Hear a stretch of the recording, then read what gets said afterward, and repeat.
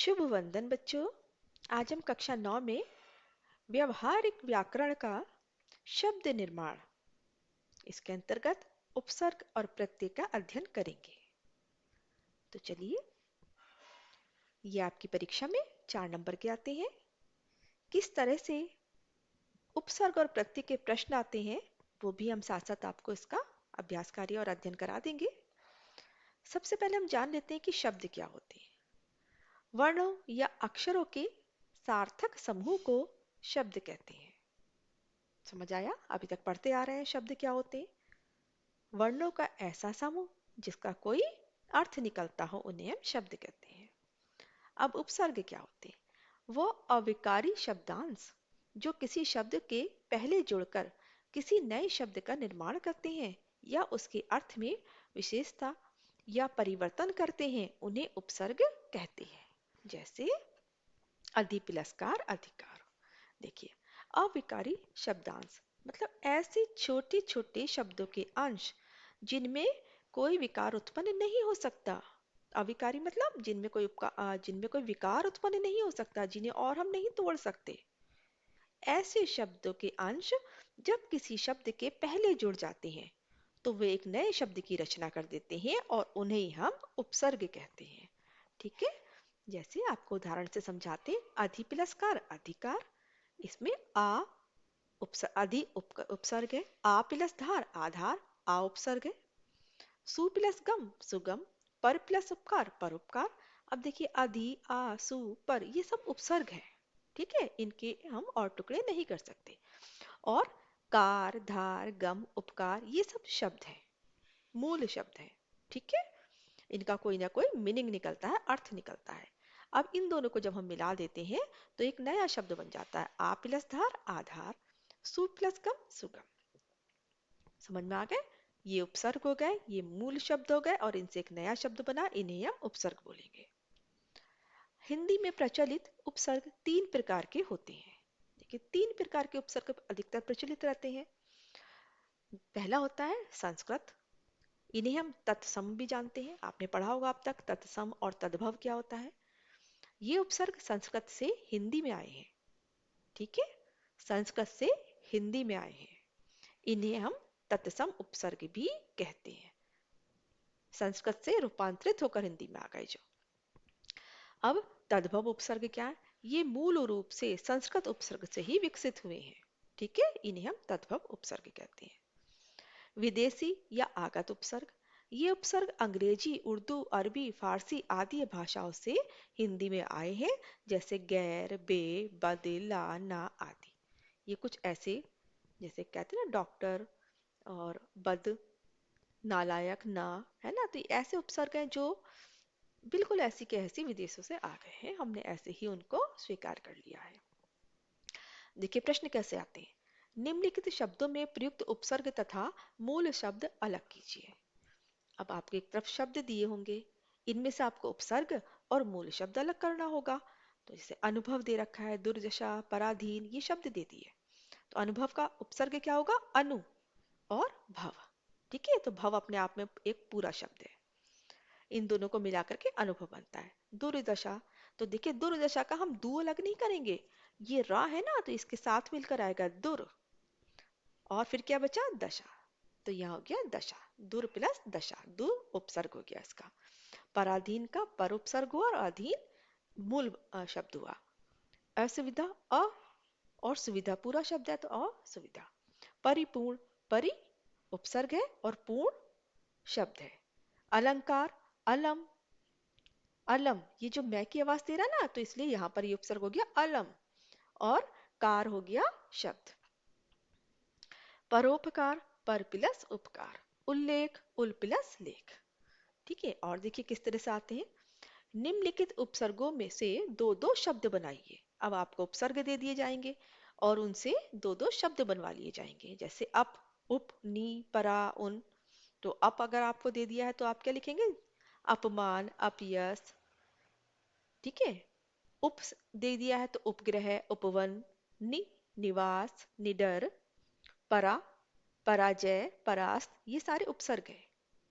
उन, 19, 59, स्व, स्वराज, पर स्वदेश, पर परदादा, परपोता, सचेत, सपूत, है ना। गैर से, अब गैर क्या है, ये विदेशी उपसर्ग है। तो गैर से गैर हाजिर, गैर सरकारी, ना से नालायक, नापसंद, बद से बदनाम, बदकिस्मत, ला से लावारिस, लाचार। तो इस तरह आप शब्द बना सकते हैं। अब और निम्नलिखित किस तरह से प्रश्न आएगा, दोबारा देखिए। निम्नलिखित शब्दों में आए उपसर्ग बताइए। अब आपको शब्द दे दिए, उपसर्ग पूछ लिया केवल। उपसर्ग भी पूछ सकते हैं और मूल शब्द भी पूछ सकते हैं इसका, या केवल मूल शब्द भी पूछ सकते हैं आपको। ठीक है, तो यहाँ पर ये पूछ रहे हैं कि इनके उपसर्ग बताइए क्या है। शब्द दे दिया आपको। इससे पहले वाले क्वेश्चन में क्या था, आपको उपसर्ग दे दिया और शब्द बनवा लिए थे। यहाँ शब्द दे दिए और उपसर्ग पूछ लिया। जैसे सरपंच, तो सरपंच में उपसर्ग क्या है, सर, और पंच अपने आप में पूरा शब्द है, इसलिए सर होगा। खुशबू, खुश, बू का अर्थ है बदबू, तो खुश इसका उपसर्ग होगा। भरपेट, भर, ठीक है, पेट अपने आप में पूरा शब्द है, तो भर इसका उपसर्ग हो गया। कुपुत्र, कु, पुत्र, ठीक है। चौराहा, चौ क्या हो गया इसका उपसर्ग हो गया, रहा मतलब रास्ते वाला। उपहार, उप, उपसर्ग हो गया इसका। हार अपने आप में पूरा शब्द है। अधिकार, अधि इसका उपसर्ग है, कार पूरा शब्द है। ठीक है। आजन, आ उपसर्ग हो गया, जन पूरा शब्द है। उद्गम, उद इसका उपसर्ग है। अब देखिए बच्चों क्या होता है, कुछ शब्दों में एक से अधिक उपसर्गों का प्रयोग होता है। कहीं कहीं कुछ शब्द ऐसे आ जाते हैं जिनमें दो उपसर्गों का प्रयोग होता है। वो किस तरह के शब्द होते हैं वो बताते हैं। जैसे व्याकरण शब्द है, तो इसमें वी और आ, व्या, ठीक है, और करण मूल शब्द है। वी और आ दो उपसर्गों का प्रयोग हो रहा है, तब जाकर के ये एक शब्द बन रहा है। पर्यावरण, परि और आ प्लस वरण, तब जाकर के एक शब्द बना पर्यावरण। सुसंगठित, सु एक तो उपसर्ग हो गया सु, दूसरा हो गया सम, और फिर हो गया गठित। ठीक है, तो ये हो गया सुसंगठित। असुरक्षित, ए उपसर्ग हो गया, सु उपसर्ग हो गया, और रक्षित ये हो गया मूल शब्द, तो ये क्या बन गया, असुरक्षित। समाचार, सम उपसर्ग है, आ उपसर्ग है, और चार मूल शब्द है, तो ये क्या बन गया, समाचार। प्रत्यालोचना, प्रति प्लस आ प्लस लोचना। निर्भिमानी, निर और अभी, निर्भिमानी, तो यहाँ पर निर और अभी, अ की आवाज आ रही है यहाँ पर, तो अभी, ठीक है। निर अभिमानी, और मानी मूल शब्द है, तो ये क्या हो गया, निरभिमानी। अप्रत्यक्ष, अ इसमें उपसर्ग है, और प्रति भी उपसर्ग है, और अक्ष क्या है, ये मूल शब्द है, तो ये हो गया अप्रत्यक्ष। तो समझ में आ गया आपको उपसर्ग। अब चलिए प्रत्यय बता देते हैं। जैसे उपसर्ग होते हैं ऐसे ही प्रत्यय भी होते हैं, बहुत आसान है। प्रत्यय भी उपसर्गों के समान अविकारी शब्दांश है, जो शब्दों के अंत में जुड़कर किसी नए शब्द का निर्माण करते हैं। उपसर्ग शब्द के आरंभ में जुड़ते हैं और प्रत्यय शब्द के अंत में जुड़ते हैं। ठीक है। प्रत्यय दो प्रकार के होते हैं, कृति प्रत्यय और तद्धित प्रत्यय। अब कृत प्रत्यय क्या होता है, देखिए, जो प्रत्यय धातुओं के मूल धातु के अंत में जुड़कर शब्दों की रचना करते हैं उन्हें कृत प्रत्यय कहते हैं। ठीक है, मूल धातु होता है ना, धातु रूप आपने पढ़े होंगे। धातु जो मूल शब्द होता है उसके अंत में जो जुड़ते हैं उन्हें हम कृत प्रत्यय कहते हैं। जैसे पठ प्लस अक, पाठक। बिछ प्लस औना, बिछौना। ढक प्लस अन, ढक्कन। ये सब क्या है, धातु, ये धातु रूप है। ठीक है, ये धातु के, ये मतलब मूल धातु है, ये सब मूल धातु है। ठीक, मूल धातु रूप। जैसे दया प्लस आलू, दयालु, है ना, ये प्रत्यय हो गए। और यहाँ एक नया शब्द बन गया, घूम प्लस अक्कड़, घुमक्कड़। घूम जो हो गया मूल धातु रूप हो गया, अक्कड़ प्रत्यय हो गया, और इनसे नया शब्द बना घुमक्कड़। लिख मूल धातु रूप हुआ, अक प्रत्यय हो गया, और इनसे एक नया शब्द बना लेखक। ठीक है, ऐसी होता है। दूसरे नंबर पर आता है तद्धित प्रत्यय। एक तो कृत प्रत्यय हो गया, दूसरा हो गया तद्धित प्रत्यय।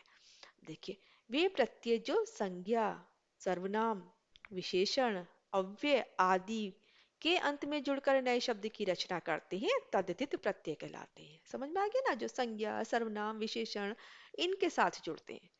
ठीक है, जैसे मानव, इसके साथ में प्रत्यय जुड़ा ता, तो मानवता बन गया। मानव अपने आप में क्या है?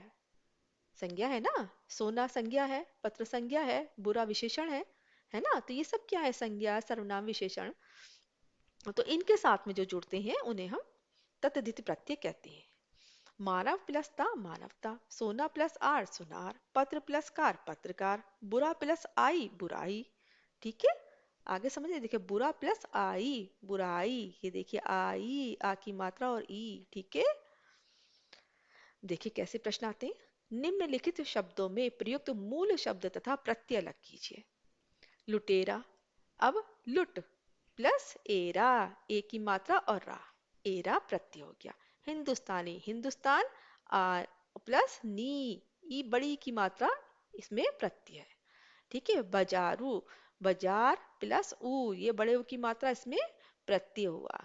उपजाऊ, उपज प्लस ऊ, आऊ, ये आ की मात्रा और ऊ क्या हुआ? ये प्रत्यय हुआ। आऊ, इसमें प्रत्यय हुआ। दैनिक, दिन प्लस इक, दिन प्लस इक बहुत आता है ये शब्द, कई बार परीक्षा में पूछा जा चुका है। दैनिक का टेट की परीक्षा में पूछा गया था। दैनिक, तो दिन प्लस इक दैनिक। सामाजिक, समाज प्लस इक। ठीक है, ध्यान से देख लीजिए, इक छोटी की मात्रा और का, ये इसका प्रत्यय हो रहा है। पियक्कड़, पी अक्कड़, पी प्लस अक्कड़। झगड़ालू, झगड़ा प्लस आलू। नारायण, नर प्लस अयन। ध्यान से देखिएगा, नारायण नर प्लस अयन। सजावट, सज प्लस आवट। देनदार, देन प्लस दार। ठीक है, तो ये सब क्या है? झगड़ा, नर, सज, देन, ये सब क्या है? ये सब प्रत्यय हैं। ये शब्द हो गए, ये प्रत्यय हो गए, और ये सब शब्द हो गए। ठीक है, तो शब्दों के लास्ट में जो जुड़े होते हैं वो क्या होते हैं? प्रत्यय होते हैं। निम्न प्रत्ययों से दो दो शब्द बनाइए। अब देखिए, दो दो शब्द देखिए, अब मैंने अधिकतर वही शब्द लिए हैं जो अधिकतर परीक्षाओं में पूछे जाते हैं। अक्कड़, पियक्कड़, घुमक्कड़, आई, पिटाई, लिखाई। अब देखिए क्या होता है, कई बार बच्चे आई इसमें ना कंफ्यूज हो जाते हैं कि आई तो लास्ट में कैसे लिखें आई, तो वो कुछ और शब्द बना जाते हैं, नए नए शब्द बना देते हैं। तो ये, लेकिन हमें आ की मात्रा और ई, ठीक है, आ की मात्रा और ई को लेते हुए शब्द बनाना है। पिटाई, लिखाई। आकू, आ और कू की मात्रा है ना। आकू, लड़ाकू, पढ़ाकू। आहट, घबराहट, सनसनाहट। आ की मात्रा लेते ही, आ लिखा है ना, आहट, तो हट तो हो गया और आ की मात्रा हो गई है। ई, हंसी, बोली, घुड़की, धमकी। देखिए ई, अब ये बड़ी ई है, तो बड़ी ई का मतलब क्या है? बड़ी का मतलब है ये मात्रा वाला। ठीक है, इसमें हमें कंफ्यूज नहीं होना है।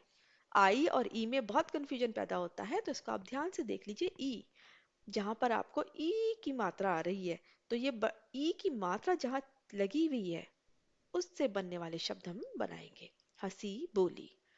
ऊ, झाऊ, झाऊ, उतारू, खाऊ। ठीक है, तो ये क्या हो गया? ऊ से बनने वाले। आव, चढ़ाव, आव आया ना। उतराव, देखिए आ और वाह आ गया, इसमें चढ़ाव, आ और वाह आ गया। नी, ओढ़नी, भरनी, मथनी। ठीक है, अब क्या है यहाँ पर, कभी कभी ई वाले आ जाते हैं ना कि ई वाला बनाओ, है ना, तो उसमें हम कंफ्यूज हो जाते हैं। अगर नी दिया है तो ओढ़नी, नी पूरा आएगा। ठीक है, भरनी पूरा आ रहा है। इला, रंगीला, इला आ गया ना, ई और ये रहा ला, है ना, मात्रा और शब्द मिला दिया हमने, इला हो गया। ये देखिए, ये मात्रा मिली और ये वर्ण मिल गया ला, तो ये क्या हो गया? इला। रंगीला, चमकीला। इये, राजकीय, शासकीय। इक, साहित्यिक, सामाजिक, वैदिक। औना, बिछौना, खिलौना। उक, भिक्षुक, भावुक, इच्छुक। ठीक है, तो ये हमने आपको कुछ अभ्यास के तौर पर भी आपको शब्द करा दिए हैं। आशा है आपको समझ में आ गए होंगे। अगर आपको मेरा ये वीडियो अच्छा लगे तो सब्सक्राइब करिए, लाइक करिए, शेयर करिए। स्वस्थ रहिए, खुश रहिए। नमस्कार।